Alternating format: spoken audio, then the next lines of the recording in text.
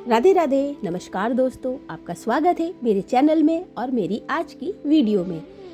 आज की वीडियो हमारी जिन पर है वो है हमारी प्यारी सी राधा रानी।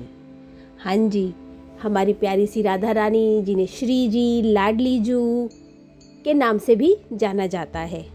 हमारी किशोरी जी। आज हम थोड़ी सी गुस्ताखी करेंगे उनके बारे में बोलने की, क्योंकि उनके बारे में बोलने के लिए तो शब्द भी कम पड़ जाएंगे। व्याख्या क्या ही करें उसकी, है ना।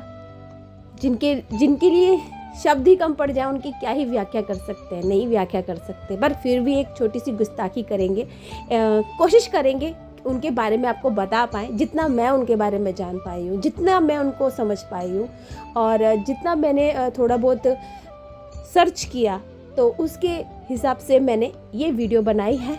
चलिए देखते हैं क्या है हमारी राधा रानी। तो चलिए लीजिए राधा रानी का नाम। जय श्री राधे। अगर कृष्ण शक्तिमान है तो राधा शक्ति है।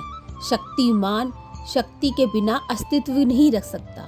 सूरज और सूरज की किरणों में कोई अंतर नहीं है। दीपक से आने वाला प्रकाश और उसकी किरणें भिन्न नहीं होती।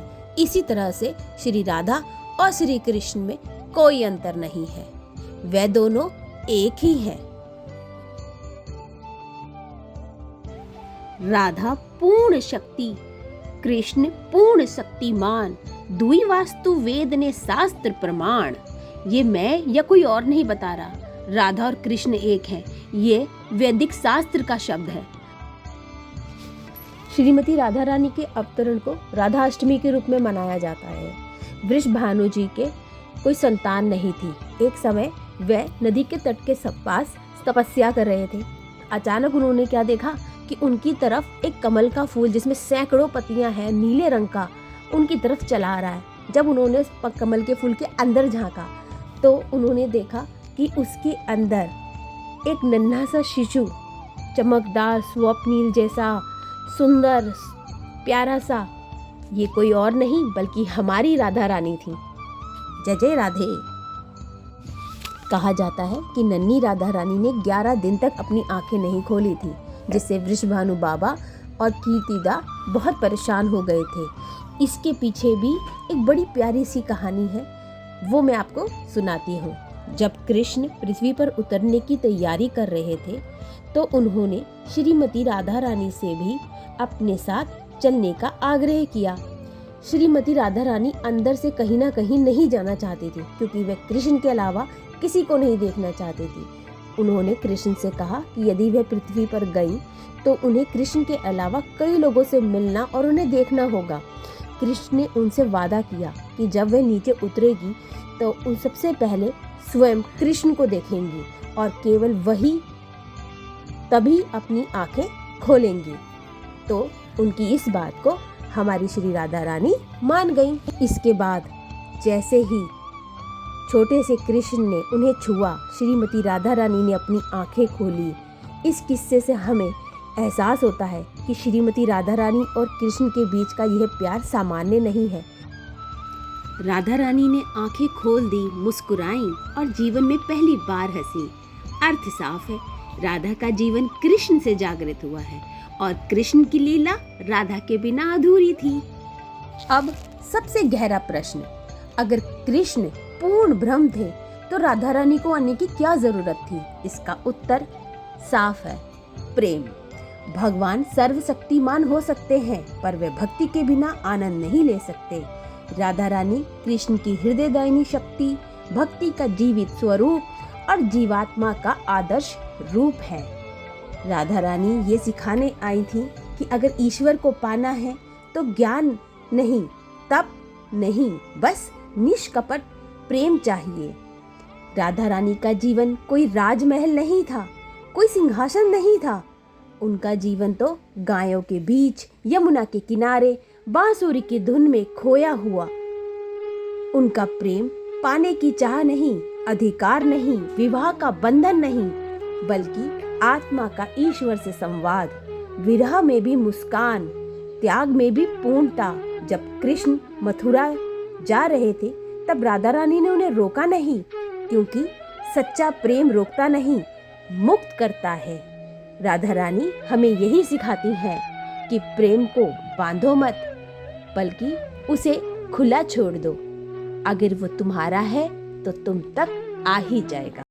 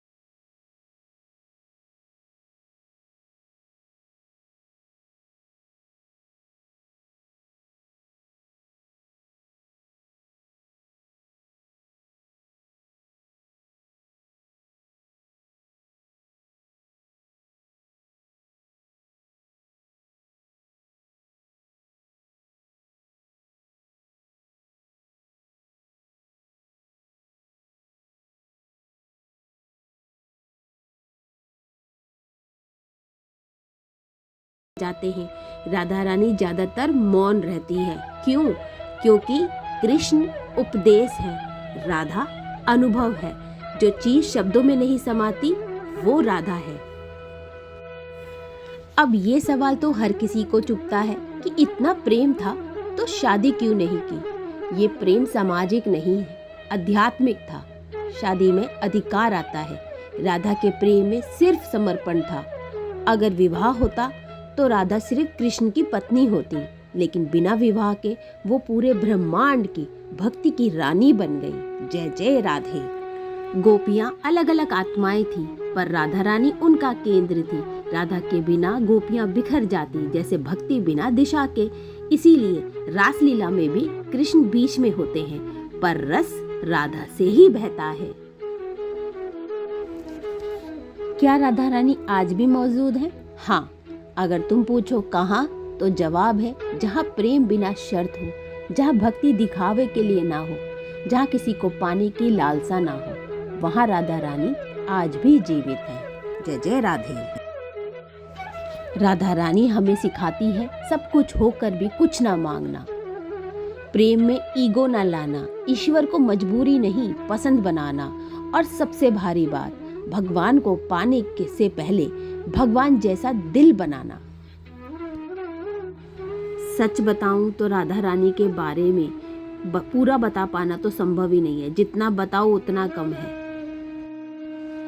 अंत में बस इतना ही कहूंगी, बस राधा नाम का जाप करो, राधे राधे में खो जाओ तो चले आएंगे बिहारी। राधे राधे जपो चले आएंगे बिहारी, राधे राधे जपो चले आएंगे बिहारी, आएंगे बिहारी चले आएंगे बिहारी, आएंगे बिहारी चले आएंगे बिहारी। राधे राधे राधे राधे जपो चले आएंगे बिहारी।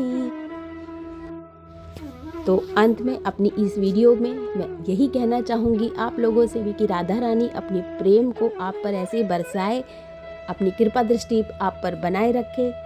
इसी के साथ अब मैं अपनी इस वीडियो को यहीं पर समाप्त करती हूँ। कोशिश करूँगी कि आपके लिए राधा रानी के बारे में दूसरी किसी वीडियो में और भी बातें लेके आऊँ, उनकी कोई रोचक कथा लेके आऊँ। तो आज की हमारी वीडियो यहीं पर समाप्त है। अब हम फिर से बोलेंगे एक दूसरे से, क्या? राधे राधे बोलो, जय जय श्री राधे।